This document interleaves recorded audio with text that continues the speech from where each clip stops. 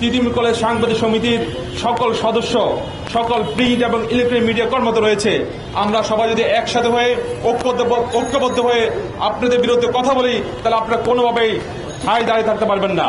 অতএব আমরা অবিলম্বে বলে দিতে চাই, আপনার অবিলম্বে অতি সত্বর এই মামলা উঠিয়ে নেবেন, নইলে আমরা অদূর ভবিষ্যতে খুবই অল্প সময়ে আমরা এর বিরুদ্ধে তীব্র আন্দোলন গড়ে তুলব, এই বলে আমার বক্তব্য শেষ করি। ধন্যবাদ সবাইকে।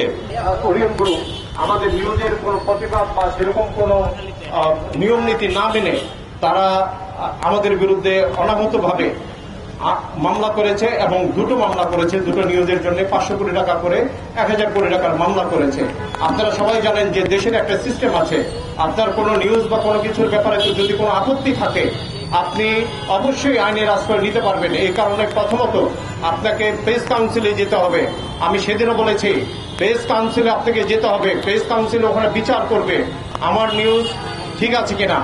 আমরা ইন্ডিপেন্ডেন্ট টেলিভিশন আবারও ঘোষণা দিয়ে বলতে চাই যে ইন্ডিপেন্ডেন্ট টেলিভিশন সমস্ত তথ্য উপাত্ত সমস্ত ডকুমেন্ট হাতে নিয়েই এই প্রতিবেদন করেছে। আমরা নিউজের মেরিট বুঝে নিউজ করেছি, অন্য কোনো কিছু না। কিন্তু আমাদের বিরুদ্ধে এই ধরনের হয়রানি, এটা নিন্দনীয়। আমি এর জোরালো প্রতিবাদ জানাচ্ছি। আরেকটা বিষয় যেটা বলতে চাচ্ছি, আমি নিয়ম অনুযায়ী আপনি প্রেস কাউন্সিলে যাবেন, এরপরও প্রেস কাউন্সিলে আপনি সন্তুষ্ট না হলে আপনি উকিল নোটিশ দিবেন, এরপর আপনি মামলায় যাবেন। কিন্তু আমরা কি দেখলাম? আমরা দেখলাম হুট করে আপনি মামলা করে আমাদেরকে ধুমকি দিচ্ছেন। এটা কি ভালো হচ্ছে?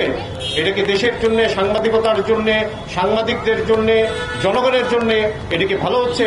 আমরা এর তীব্র নিন্দা জানাই। আমরা অবিলম্বে এই মামলা প্রত্যাহার এবং যারা দোষী সরকারকে আমরা আহ্বান জানাবো এই নিউজের ভিত্তিতে কোন তথ্য প্রমাণ আমরা যেগুলি দেখিয়েছি সের বিরুদ্ধে আপনারা ব্যবস্থা নেবেন। যারা মামলা করেছে তাদের আপনারা হাত ভেঙে দিবেন। ধন্যবাদ সবাইকে। যারা এই দেশে দুর্নীতি করে বা যে কোনো অন্যায় আচরণ করে সেগুলিকে প্রকাশ করার দায়িত্ব থাকে সাংবাদিকদের। এখানে যদি কোনো রকম থাকে, ঘাটতি থাকে, সেখানে তারও একটা সমাধান করার একটা প্রক্রিয়া আছে। সেই প্রক্রিয়ার মাধ্যমে তাকে নোটিশ দিতে হবে। তার কাছ থেকে তাকে জিজ্ঞেস করতে হবে কোন ভিত্তিতে নিউজটা করা হইলো। সেগুলি তাকেও একটু সময় দেওয়া উচিত ছিল। কিন্তু তাকে এইভাবে হ্যারাসমেন্ট করার মধ্যে আমার মনে হয় কোনো রকম কোনো উচিত হয়নি। আসলে সামনাসামনি উপস্থিত হয় নাই, তাকে প্রক্রিয়া অনুসরণ করে কাজ করা উচিত ছিল। আমি আরেক বলতে চাই না। আমি মনে করি যে কোনো রকম হ্যারাসমেন্ট এখানে আর বৈষম্য যেন এখানে না হয়। যে জানার জন্য যে উৎসটা, সেই উৎসটা হলে সাংবাদিকতা, সংবাদপত্র বা সংবাদ মাধ্যমে যারা কাজ করে তাদের মাধ্যমে আমরা কিন্তু এই সমস্ত অনাচারগুলি, অনিয়মগুলি আমরা সেগুলি প্রকাশিত হতে দেখছি। এখন সেখানে অনেকে অনেক অন্যায় করেছেন, অনেক অপরাধ করেছেন, সেগুলিতে প্রতিষ্ঠিত সত্য কখনো আসলে চাপা থাকে না। সত্য সবসময় প্রতিষ্ঠিত হয়, সত্য সবসময় উদ্ঘাটিত হয়। তা আমরা মনে করি যেভাবেই হোক না কেন একটা গ্রুপের বিরুদ্ধে, একটা প্রতিষ্ঠানের বিরুদ্ধে যে অভিযোগ উত্থাপিত হয়েছে, তাদের যদি কোনো বক্তব্য থাকে তাহলে সেখানে কিন্তু আমাদের এখানে প্রেস কাউন্সিল আছে, তাদের একটা মাধ্যম আছে, সেখানে অভিযোগ করার একটা মাধ্যম আছে। সেখানে তারা মাধ্যমে না যে তারা যদি হুমকি দামকি দেয় তাহলে সেখানে আমাদের তো সত্য প্রতিষ্ঠিত হবে না। আমরা সত্যকে জানতে চাই দেশের মানুষ হিসাবে। সুতরাং আমি মনে করি সবকিছুই এর একটা প্রক্রিয়া আছে, একটা নিয়ম আছে, সেই নিয়ম মাফিক কার্যক্রম সম্পাদন হলে। আমি শুরুতেই আজকে এই বক্তৃতা শুরু করছি। বৈষম্য বিরোধী যে ছাত্র জনতার যে আন্দোলন হয়েছিল সেখানে যারা শহীদ হয়েছিলেন এবং যারা আহত হয়েছিলেন, যারা মৃত্যু, ভয়, জেল, ঘুম সবকিছু উপেক্ষা করে যারা এই আন্দোলনের শরীক হয়েছিলেন তাদের সবাইকে আমি শ্রদ্ধার সাথে স্মরণ করছি। আমরা যে কথাটা বলতে চাই, বাংলাদেশে সাংবাদিকতা করতে হলে যে পরিবেশ দরকার সেটা হচ্ছে আমরা নির্ভয়ে কাজ করতে চাই সাংবাদিকরা। এখন যে আন্দোলনের মাধ্যমে নতুন বাংলাদেশ আমরা আজকে পেয়েছি, সেই আন্দোলনের বা সেই নতুন বাংলাদেশের প্রধান উদ্দেশ্য কি? প্রধান উদ্দেশ্য হচ্ছে এই বাংলাদেশে কোনো রকম বৈষম্য থাকবে না, মানুষ তার মন খুলে কথা বলতে পারবে, যৌক্তিকভাবে চিন্তা করতে পারবে, প্ল্যান খুলে লিখতে পারবে। সেখানে যখন বাধা আসে, হস্তক্ষেপ আসে, তখন স্বাভাবিকভাবে আমরা এটা চিন্তিত হয়ে পড়ছি। আমরা কেন সাংবাদিকতা দরকার আমি ছোট্ট করে বলতে চাই। একটি দেশে আমরা গণতন্ত্রের জন্য লড়াই করেছি, আমরা চাই দেশে গণতন্ত্র থাকুক। সেই গণতন্ত্র রাখতে হলে কি করতে হবে?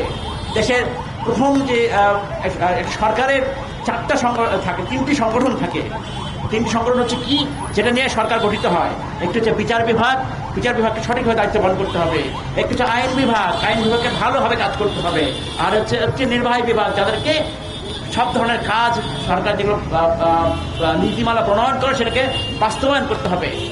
আর একটি সরকারের ব্রাঞ্চ রয়েছে, শাখা রয়েছে, সেটাকে বলা হয় সংবাদ মাধ্যম, গণমাধ্যম, যেটাকে সাধারণ ভাষায় আমরা বলি চতুর্থ স্তম্ভ, ফোর্থ এস্টেট। সেটা হচ্ছে সাংবাদিকতা।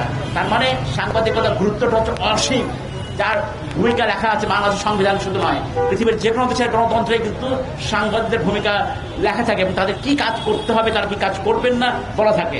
সুতরাং এই সাংবাদিকতা বাধা দেওয়া মানে রাষ্ট্রের চতুর্থ স্তম্ভকে বাধা দেওয়া, মানে দেশের গণতন্ত্রকে বাধা দেওয়া হচ্ছে।